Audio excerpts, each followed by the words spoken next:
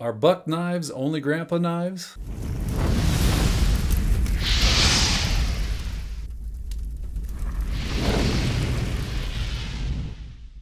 Welcome to Equip to Endure. I am Rusty. At Equip to Endure, we focus on all things self-reliance and emergency prep, and we do this through gear reviews as well as training. So if this is interesting to you, go ahead and hit that subscribe button and hit that notification bell. And in case you need any more incentive, we do a ton of giveaways. So we are actually giving away one of the knives in the lineup today. So be sure to watch and do whatever you need to get into that giveaway. So without further ado, let's go ahead and start looking at some of these knives. Okay, lots of us, when we think of buck knives, think of grandpa's old knives, right? The classic 110, 112, 119 hunting knives. But Buck has actually done what they can to rebrand, even though they still honor the classics and these things are tanks. They keep going. They are moving some attention to a more modern EDC type lineup. So today, that's what we're going to look at.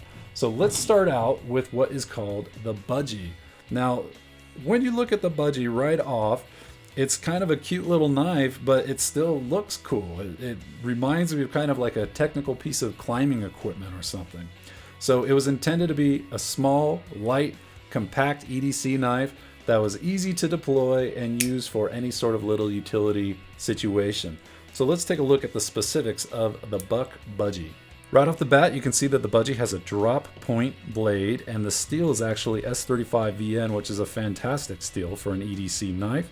Now the blade length, it's pretty short, which may be the reason for Budgie, but it's a 2-inch length blade. And overall, the whole thing you can see is right about 5 inches. And the actual weight on this is 2.1 ounces. So it's a really nice lightweight, but it does not feel flimsy. It feels very stout. With the metal handle and G10 combination, metal on one side, G10 on the other, this is going to be exceptionally durable. You can see the lanyard hole integrated into the frame with a really sturdy little clip there. I'm confident this thing will take abuse. You can throw this into a bag with climbing gear, with rocks even, and I think this thing would come out none the worse for wear. So a really cool little blade, lightweight and small. Outside of subjective matters, whether you like small knives, short blades, whatever, we try to at least use some sort of metrics to compare the overall quality and desirability of this type of knife. So the first criteria that we're going to use to judge this is on the ease of deployment. Now, any knife is designed for a purpose. It is a tool. And when we're talking about an EDC knife or a pocket knife that you keep with you, you want to be able to get it out quickly and safely open it and use it. So with the clip, where it is positioned, it is easy, and that is so light, but it can tuck right where you want it, whether you want it on your back pocket, whether you carry it in your fifth pocket like this. It is out of the way. It does not impede your motion at all. Now, as far as getting it out and deploying it, grab it, use that thumb hole, that thumb slot to reach in there and open it up. Now, I will say, at least for me, the interior of that hole is very sharp, or fairly sharp. So if you take a file and knock that down, or if that bothers you and you want to, you can. And because of how tight this is, it takes a little bit of oomph to get it open. Now, that could just be a function of loosening up just a touch, just an eighth of turn on that Torx bolt. But again, I do like that it is nice and tight and it retains itself in the blade. Now, that's part of safety. As far as the ease of deployment, as of this setup that I have, I would give this a 3. There are harder knives to open, but there are definitely easier knives to open. As far as safety goes, I love that it has that really solid frame lock, even on this little edge. So from a safety standpoint, that's going to hover between a 4 and a 5. I'll just go 4 on that. Because it is a frame lock, I do have to cross my finger in the path of the blade while closing it. Again, as long as you're safe, that shouldn't be a problem.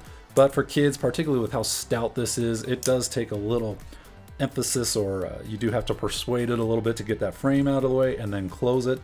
So that's my only knock on it. So I'd give it a 4 on the safety standpoint. As far as craftsmanship, this is not intended to be a ornate or delicate user. This just feels tough. This feels like something you'd grab in a hardy tool bench in your garage or something. So from a craftsmanship standpoint, that's kind of the criteria that I'm going to try to use.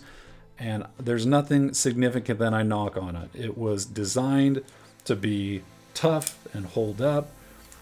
The frame lock locks right into place. It moves. There's a fairly consistent grind. That may be what I knock it for, just a touch on this side. But overall, for what it is, I would definitely give this a solid 4 from a craftsmanship standpoint. So that is the Buck Budgie, a really cool compact EDC knife that looks a lot different than the Buck of yesteryear. The next knife we're looking at is the Onset from Buck. Now, in the spirit of the old heavy-duty 110 and 112, this feels like a significant, solid knife. And we've looked at a lot of knives recently, and something that just stands out to me about this, again, it's intended to be an everyday carry with a fairly low profile for how big it is. But this knife, just when it opens, it feels like a fixed blade knife. It is very solid and sturdy when you open it up. I feel no play or slop in it. I feel like I'm holding one piece of metal, which is really neat for a production knife at this price point. You can see that the blade length is 3 3/8 inches. The weight of this knife is only 4.9 ounces. Now that's a little surprising to me for how solid it feels, but it's 4.9 ounces. The handle's G10 on one side, metal on the other. Obviously has the clip there for deep carry. It is made in the USA, just like the Budgie. That's one thing that people love about Buck knives, is 80% of their knives are still made in the USA, which is something they're very proud of. Now the blade thickness is 0.12 inches. And the blade profile, you can see that it's a drop point. Now let's go ahead and take a look at the Buck Onset through the lens of our 3 standard metrics. So starting out, let's take a look at ease of deployment. So it is intended to be deep carried. You can carry it in a back pocket and it'll fit just fine. It might be a little bit long if you do a 5th pocket carry. As you can see here, it does not go all the way down into that 5th pocket. Now, when deploying, it is very easy to get your purchase on it. And then because it is a flipper, very easy to deploy and get out there. A solid snap open, and like I said, when it's open, it feels like it's one piece. So from a deployment standpoint, I'm tempted to give it a 5, but I kind of reserve the 5s for the assisted opening or the automatic knives. But easily a 4 as far as ease of deployment to grab it, purchase it, flip it open, and hold it right where you need it. So from ease of deployment, we're going to give it a 4. Now from a safety standpoint, the only thing really I would reserve the 5 for something like the Axis system from Benchmade, or something where your fingers or hand is not going in front of the blade. But I think it's a very appropriate amount of tension that you have to put on that frame lock to open it up. And then to close it, very nice and secure. And when it is open, that frame lock snaps in there sturdy like, and it just feels like that's not closing on you. Again, it I don't know how to put it other than it feels like a fixed blade knife when you're using it. So I really dig that feature of it. From a quality and craftsmanship standpoint, this is a production knife, not intended to be, gilded. And it feels great. They've rounded off the edges. They've got the nice jimping there. The G10 and the metal look consistent. All the lines look right. The only gripe I would give on this, and I don't know if this is intentional, you may or may not be able to catch this in the video, but you can see that the profile of the blade takes a little bit more of a dip than I think was intended to there on that belly. And then from a consistency of a grind, there is a little bit of variation there. So on the blade itself, at least the copy that we've got, I would give this a high 3 as far as quality of craftsmanship, maybe a 4 if you're not too concerned about those elements there. But again, as far as it feeling like a stout tool, it definitely checks the marks from craftsmanship. So I'm going to alter that. Because of that fact alone, I'm going back up to a 4 on this knife. So that is the Buck Onset. Now this next model is actually 2 parts because they're the same knife, with just one little variation on it. Now, when we were at Outdoor Retailer and we met up with the Buck guys, this one really caught our eye. We were looking for new novel type things in knives, and this fit the bill. So this is called the Paradigm. Now, you can't really see an opening mechanism on the knife, and they have what they call, it's a new technology that they developed and it's proprietary to them, and they call it the shift mechanism. Now this is an automatic knife, and you'd look at this and think, okay, well maybe it's this button right here, but you press that, nothing happens. So there's no thumb groove, there's no thumb stud, there's no flipper on the back of this model. How do you open this? And this is their novel shift open mechanism. So as you open it, right here, you can see this bolster slides to the right. So if you just keep pushing that to the side, that triggers the mechanism to deploy. And when that thing flips open, you feel it. It's a solid flip with that spring assist. Really neat concept. It is novel. I had never seen that before. And for their other model, this is the 591, I believe. These are the 590, the 591. I'm not sure which is which at the moment. So the 590 and the 591 are very close except for this. This also has the shift mechanism to open and close it. However, you can see the flipper right there. Now you cannot deploy it without moving the shift mechanism. So you have to move the shift mechanism to the right and then use that flipper, and it's still assisted opening, so it flies open. Now I was carrying these both for a while and playing with both of them. Now I thought that I would like the 591 better, just the assisted opening without having to touch the flipper. But after playing it, this kind of looked, playing with it, it looked maybe a little bit awkward to have to shift that over and then hit the flipper. But it's actually really smooth, and I don't know if they kind of reduce the tension that you have to put on that shift mechanism in order to get it to where it would deploy. But it's a nice combination of feeling solid but not requiring so much effort to open it. Maybe because it's two movements that you have to take, they felt comfortable maybe taking a little bit off that tension, but that could just be my mind playing tricks with me. But I actually enjoyed the 590, as I like them both, but the 590 felt a little easier for me to open and a little smoother for me, even though the assisted opening on the 591 is great as well. So let's look at the specifics of these knives. Because the Paradigm, the 590 and the 591 share the same dimensions and the same materials, I'm only going to go over one. You've already seen the difference with the flipper mechanism. So the 590 and the 591 have a 0.12 inch thick blade. You can see it's a drop point with that swedge on the back. The blade length is 3 inches, the total weight is 4.8 ounces, and the handle material is a textured G10. Now you can see the pocket clip, again, sits nice and low, meaning that you can carry this nice and deep without any of it sticking up, which is my preference. I don't like to have something big sticking out that attracts attention.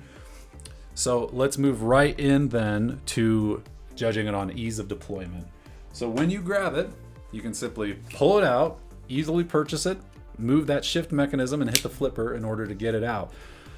Now I will say that for the 590, when it has that combo flipper shift mechanism, when you move the bolster back down into place, it locks it open. But it is one extra step that might be a little bit awkward if you're fumbling with it. Now, something that's interesting about this particular model is when I hold this, it feels like a fighter. The way that your hand wraps around it, it has kind of that swell toward the pommel, and the shape of that blade, it just feels like it's intended for fighting, essentially. It feels like a folding fighter that's compact and that can still pass as an EDC. And it's a little bit thicker on the handle, so it does feel like it fills your handle a little bit more, or fills your hand a little bit more for a solid purchase. Now, ease of deployment, I would give this a 4. The only reason I don't give that a 5 is just, again, with that extra kind of movement there and that motion that just adds a couple little steps in there. I do like the assisted opening, I do like the deep carry, and I do like how easy it is to hold and grip when it's open. You know exactly where your hand belongs and it feels solid. So we're going to go 4 on ease of deployment. As far as safety, because this is not a frame lock, because the locking mechanism is not in front of the blade, you simply hold that bolster open a little bit more, and that's how you close the blade. Your fingers do not get in the way of it. It is very safe in that regard, so I don't feel at all like that's going to bite me on accident. On both models, the blade is retained very well. It does not open unless you move that shift assist, which is a great feature. I'm not worried about that flopping open on me. And when it does open, I don't feel like that's going to fold back. That is locked in there. From a safety standpoint, I'm going to go ahead and give both of these a 5, the 590 and the 591 on the safety standpoint. Now, from a quality craftsmanship standpoint, the only problem I had on the 590 is that one of the scales got a little bit loose. I had to take the Torx wrench to it and tighten it down a little bit. Again, that's not necessarily a knock on the craftsmanship, maybe just wasn't tightened all the way down at the factory. As far as everything else, the lines on it, the angles, Looks good. I have noticed on these bucks that, again, I don't know if it's intentional, so maybe it isn't even a knock, but there does seem to be just a slight variation from the sweep angle that they established on the blade. The grind is fairly consistent on the swedge, and everything else feels pretty good. It feels like it's supposed to. I like the textured G10 and all that, but I will give both of these a 4 on the quality craftsmanship standpoint. And again, 4 is pretty good. That means these are really good for production knives. You hit the 5s when you get in those really high-end customs, or with those ones with really exceptional tolerances, but these are really good knives. Good value for them. I like the novel feature, I'm recapping here, but I like that novel shift mechanism to open it. If I hand these to one of my kids, one of my younger ones, they won't know how to open it, and I really like that component. So again, new lineup from Buck. Really cool stuff. When most of us think of Buck knives, we probably remember the old classics, but they are definitely making a successful move into the more modern EDC market with some really cool features there. So, hope you enjoyed the video. Hope that was helpful for you. Hope you got some good information from that. If you're interested in gear reviews and training, things that can up your game in self-reliance and emergency preparation, go ahead, hit that subscribe button, share us with your friends, follow us on Facebook and Instagram. We like to do giveaways, and we'll do those out there, so keep your eyes open for those announcements. And until next time, in OMNIA PARATUS.